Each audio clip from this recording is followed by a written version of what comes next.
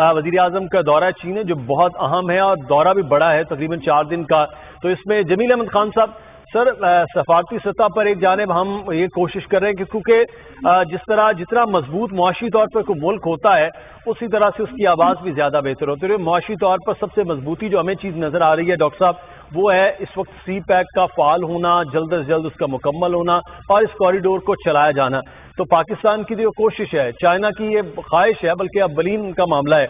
इस पर जिस किस्म की रुकावटें चल रही हैं आलमी ताकतों के तौर पर, अब हमें क्या करना है? सी पैक को महफूज बनाना है, खास तौर पर कैसे? नहीं, सी पैक पे तो महफूज हमें जो इस वक्त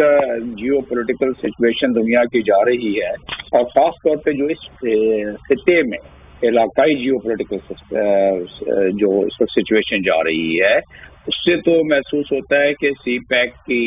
जो भी कोशिश काविश पाकिस्तान कर रहा है वो न सिर्फ पाकिस्तान की वजह से बल्कि जियो पोलिटिकल सिचुएशन की वजह से भी सी पैक में मजीद इन्वेस्टमेंट भी आती नजर आ रही है और सी पैक की तकमील भी होती नजर आ रही है। इसके बावजूद कि अमेरिका ने अपनी फॉरेन पॉलिसी में चाइना की कंटेनमेंट को एक कलीदी हैसियत दी हुई है, बल्कि उनकी फॉरेन ऑफिस की फॉरेन पॉलिसी की सबसे बड़ी प्रायोरिटी यही है। उस कंटेनमेंट में ओकास भी आ जाता है, ऑस्ट्रेलिया, यूके, यूएस का जो एक अस्करी मुआहदा है उसमें क्वाड्स भी आ जाता है, जिसमें इंडिया, ऑस्ट्रेलिया, यूएस और जापान भी आ जाता है, जो कि वो कहते हैं कि माशी मुआहदा है, लेकिन उसमें ऑटोमेटिकली उनको तक़वियत मिलती है उनके अस्करी मुआहदों को भी। तो वो अगर इन दोनों को आप देखें, और अमेरिका ने जो बबांगे दरा एक मरतबा नहीं कई मरतबा कहा हुआ है कि कंटेनमेंट पॉलिसी को हम इसकी हमारी पूरी काविश कोशिश होगी और हमारी पूरी ताकत होगी कि हम कंटेन करें चाइना को। उन्होंने यूरोपियन यूनियन को भी मिला लिया, अपने तमाम एलाइज को भी मिला लिया है। तो जब ये सूरत हाल है तो सी पैक चाइना के लिए भी सबसे बड़ी स्ट्रेटेजिक वैल्यू बन गई है उसकी। वो क्यों? चाइना की तकरीबन 1600 किलोमीटर की मुसाफियत तय करता है जहाज पानी का, और वो पहुंचता है चाइना में गल्फ कंट्री से और इस इलाके से, इंडियन ओशन से होता हुआ, मलाका, स्टेट ऑफ मलाका से होता हुआ। और सी पैक जो कि फ्लैगशिप पोर्शन है BRI का, बेल्ट एंड रोड का चाइना के, उसका जो सबसे अहम और स्ट्रेटेजिक सेगमेंट मैंने जैसे बताया, जब वो मुकम्मल हो जाता है तो चाइना को जो वल्नरेबिलिटी है, जो खतरात हैं कि जब उसकी माल बर्दारी को जब चाहे अमेरिका, और खास तौर पे जब उसने न्यूक्लियराइज कर दिया है इंडियन ओशन को सबमरीन के जरिए, तो जब चाहे अमेरिका उसको गर्दन दबोचने की कोशिश कर सकता है चाइना की। तो उसके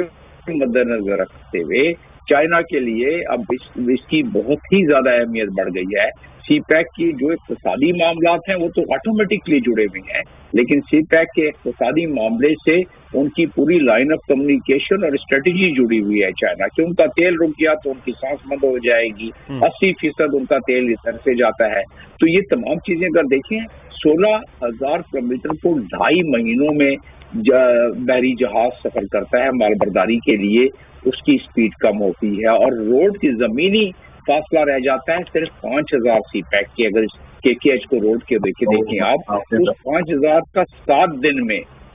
में वो वहां पहुंच जाते हैं। पाइपलाइन जब ऑयल की बिछ गई तो पाइप वो समुद्र से पंप करेंगे, गवादर से अपने मुल्क पहुंचा देंगे। रेलवे M1 बन रही है, रेलवे से उनकी, तो ये तमाम चीजें हो क्यों रही हैं? अमेरिका चाहता है कि जो अगले 5 साल में इन तमाम चीजों की जो तकमील हो, उससे पहले जितनी गुजंद पहुंचा सकता है, जितना सी पैक को के लिए तबाही बर्बादी ला सकता है, वो तो कोशिश करेगा। और इसी का शाखखाना है जो कि अभी बलूचिस्तान का आप जिक्र कर रही हैं, या TTP मुतारिक हो गई है, या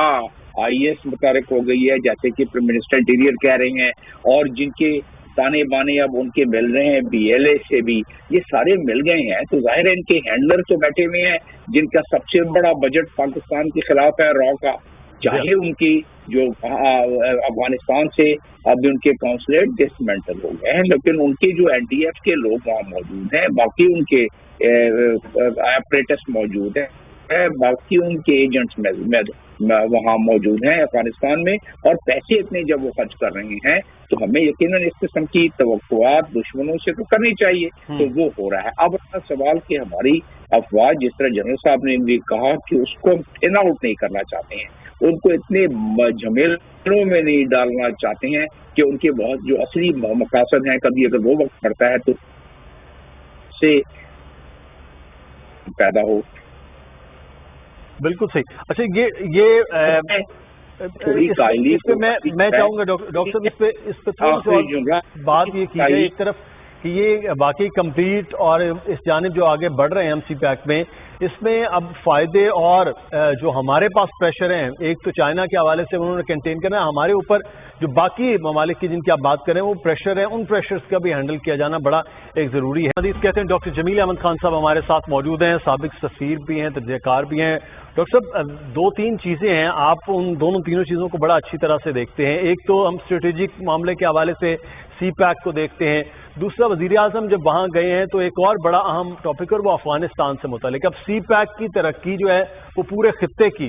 وہ ترقی کا ضامن ہے۔ آپ سمجھتے ہیں کہ یہ دورہ اور اس کے بعد سی پیک پر وہ جو ایک خاموشی سی تو میں کہوں گا ایک سستی سی نظر آ رہی ہے، اس پہ تھوڑی تیزی آئے گی اور وہ جو سی پیک کے ثمرات ہم اب انتظار کر رہے ہیں اس پہ کچھ تیزی ہوگی؟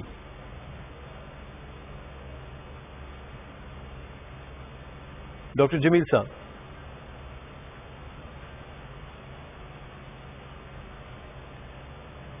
ڈاکٹر صاحب آپ سن سکتے ہیں؟ تو میں یہ جاننا چاہ رہا ہوں کہ یہ جو ثمرات ہیں سی پیک کے حوالے سے جس کا ہمیں انتظار ہے وہ کتنا ایک لمبا ہے کہ ہم سی پیک جو ہے وہ تیزی کے ساتھ کام ہو اور اس کے اثرات جو ہیں وہ یہاں پر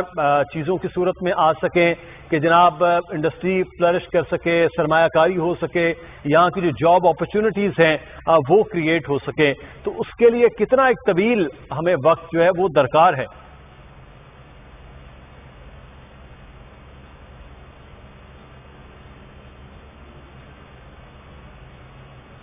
جی ڈاکٹر صاحب آپ سن سکتے ہیں؟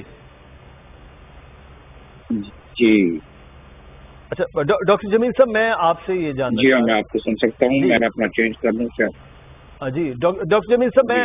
میں آپ سے یہ جاننا چاہ رہا ہوں سی پیک کے حوالے سے، کیونکہ ایک بڑا طویل اور بہت بڑا منصوبہ ہے، ون بیلٹ ون روڈ میں تو فلیگ شپ یہ ہے، لیکن پاکستان میں جو ہم اس کو کہتے ہیں کہ پاکستان کی اکانومی کے لیے، پاکستان کے مستقبل کے لیے بڑا اچھا ہے، تو اس کے ثمرات کب تک یہ ہے کہ ہم حاصل کر پائیں کہ یہاں ایک تو انفراسٹرکچر روڈز کا بنے، اس کے بعد پھر انڈسٹری، پھر اس کے بعد جابز کریشن، وہ ہم کتنا ایک طویل عرصہ ہے ہم کہیں کہ وہ شارٹ ٹرم ہے یعنی کہ 5 سال 6 سال یا پھر اس کو 10-20 سال پہ انتظار رہے؟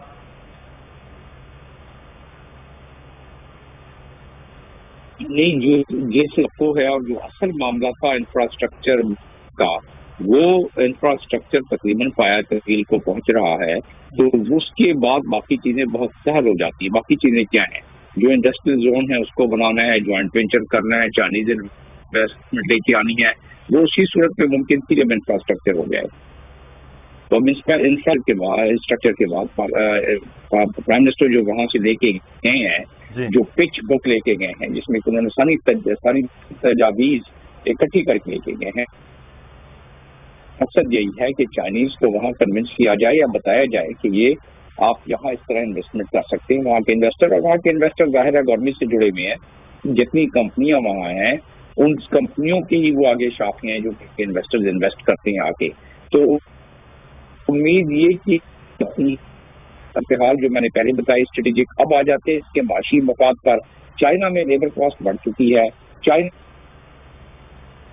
ٹیکنالوجی پہ چلے گئے ہیں کہ ان کی جو اس سے پہلے والی ٹیکنالوجی ہے وہ چاہیں گے کہ کہیں چیپ لیبر کنٹریز میں جا کے اس کو کریں، اور سب سے زیادہ ان کو صرف پاکستان کرتا ہے سی پیک کی وجہ سے اور گورنمنٹ کی پالیسی کی وجہ سے۔ آپ نے مجھ سے پوچھا کہ تقریباً کتنا وقت اور لگ جائے گا؟ 5 سال کے اندر بلکہ اگلے 2-3 سالوں میں اس کے ثمرات سامنے آنا شروع ہو جائیں گے، کیونکہ انفراسٹرکچر آپ کو کھانے کو نہیں دیتا ہے، آپ کو پینے کو نہیں دیتا ہے، آپ کو پیسے نہیں بنا کے دیتا ہے انفراسٹرکچر، ماں سوائے وہ لوگ جو اس میں مزدوری کرتے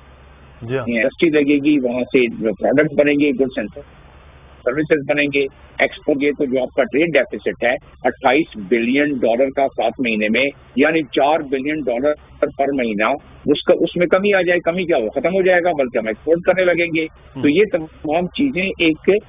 سیکوینس میں چل رہی ہیں، اور ہماری کبھی کبھی تھوڑی سی سستی ہو جاتی ہے. ہمارے جو بیوروکریٹک سسٹم ہے اور ہمارے جو حالات ہیں اس میں چائنیز کبھی کبھی تنگ ہو جاتے ہیں. چائنیز نہیں بلکہ جب میں یو اے میں سفیر تھا تو جو انویسٹر آتا تھا وہ آ کے مجھے یہی شکایت کرتا تھا کہ آپ یہاں بہت ساری پیچیدگیاں ہیں,